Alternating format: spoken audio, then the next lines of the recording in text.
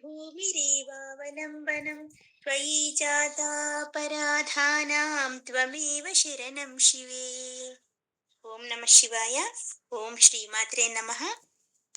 శివానందలహరి రోజుకొక శ్లోకంలో ఈరోజు 27వ శ్లోకం నేర్చుకుందాం.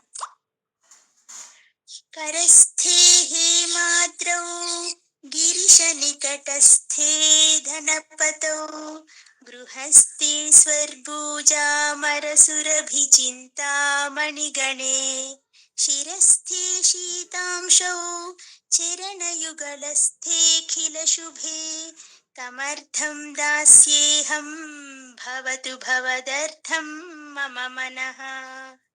కరస్థే హేమాద్రౌ గిరిశ నికటస్థే ధనపతౌ గృహస్థే స్వర్భూజామర సురభిచింతామణిగణే శిరస్థే శీతాంశౌ చరణయుగళస్థేఖిలశుభే కమర్థం దాస్యేహం భవతు భవదర్థం మమ మనః.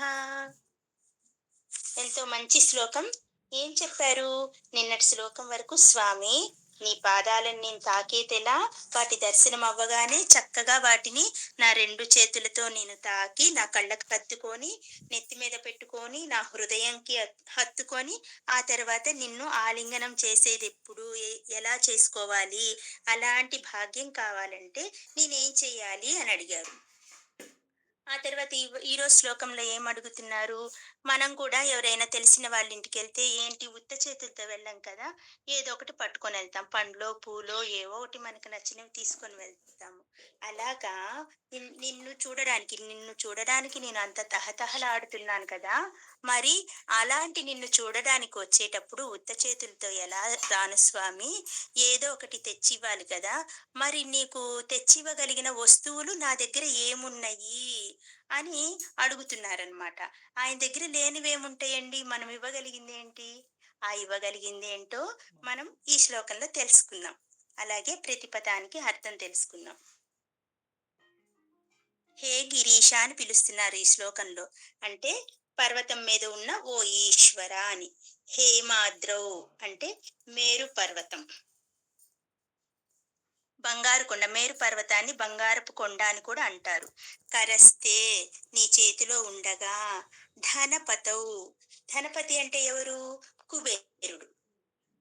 కుబేరుడు ఉండగా, కుబేరుడు ధనవంతుడు, ధనపతి అన్నమాట. అతడు ఉండగా, నికటస్థే నీ దగ్గరగా ఉండగా, స్వర్భూజ కల్పవృక్షములు, అమరసురభి అమరసురభి అంటే కామధేనువు, చింతామణి చింతామణులు, గణే సమూహము, గృహస్థే నీ ఇంటిలో ఉండగా, శీతాంశౌ చంద్రుడు, శిరస్థే శిరస్సునందు ఉండగా, అఖిల శుభే సమస్త శుభములు, చరణ యుగళస్తే పాదద్వంద్వములందు, కం ఏ అర్థం ఇష్టార్థమును, అహం నేను, దాస్యే మీకివ్వగలను, మమ నా యొక్క, మనః అంటే మనస్సును, భవర్ధం మీ కొరకు, భవతు ఇస్తాను లేకుంటే ఇవ్వడానికి సిద్ధంగా ఉన్నాను, అగుగాక అను, భవతు అంటే అగుగాక అని చెప్తున్నాడు. ఫస్ట్ ఏమేమి ఇద్దాం అనుకున్నాడు? బంగారం, వెండి, ఇలా మొదలైన వస్తువులన్నిటినీ అడుగుతూ వెంటనే ఏం చెప్తున్నారు? ఇవన్నీ నీ దగ్గర లేనివా? నీ దగ్గర లేనివి ఇవ్వాలంటే నేను ఎంత మాత్రపు వాడిని, నీ దగ్గర అన్నీ ఉంటాయి కదా మరి అని చెప్తున్నారు. ఆయన దగ్గర ఏమేమి ఉన్నాయంట? కుబేరుడు ఉత్తర దిక్కుకి అధిపతి. ఫస్ట్ నిన్ను చూడడానికి రావాలంటే స్వామి నేను ఎక్కడికి రావాలి? మేరు పర్వతం. నువ్వు వెళ్ళేదేమో వెండి కొండ మీద. నిన్ను నిన్ను నీ దగ్గరికి చేరాలంటే బంగారు కొండని దాటి రావాలి. ఇంకా ఆ తర్వాత ఏదన్నా ధనం ఇద్దామంటేనేమో ఆల్రెడీ వెండి బంగారం వచ్చేసినాయి, ఉన్నాయి, ఆయన దగ్గరే ఉన్నాయి. అలాంటి చోట ఆయన నివాసం ఉంటున్నాడు.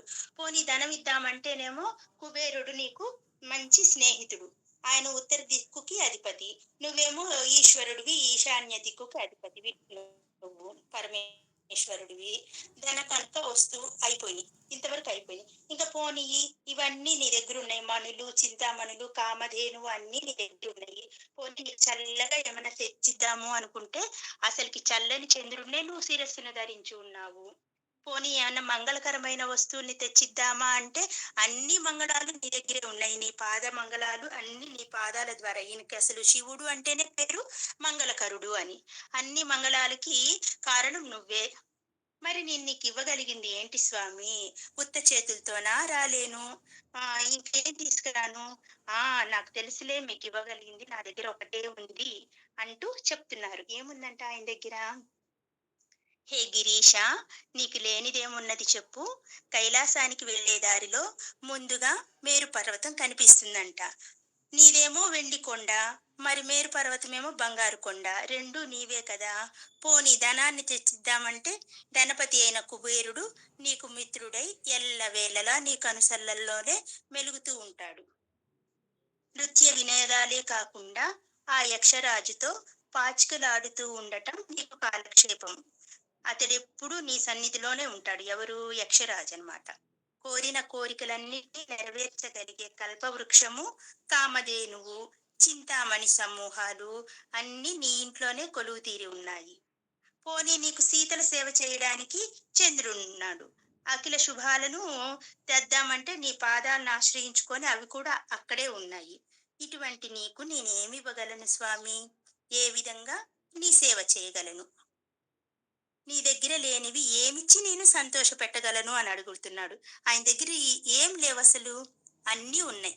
మరి నిన్ను నేను ఎలా సంతోష పెట్టగలను? ఏమి తేకుండా వస్తే మనసేమో ఒప్పదాయ. నీకేమివ్వాలో నా దగ్గరున్న వస్తువుల్లో ఎంత వెతికినా నాకేమీ దొరకలేదు స్వామి. అందుచేత ఇతర ద్రవ్యాలన్నింటినీ విడిచిపెట్టేసి నా మనస్సునే నీకు సమర్పిస్తున్నాను, తీసుకో అంటున్నాడు.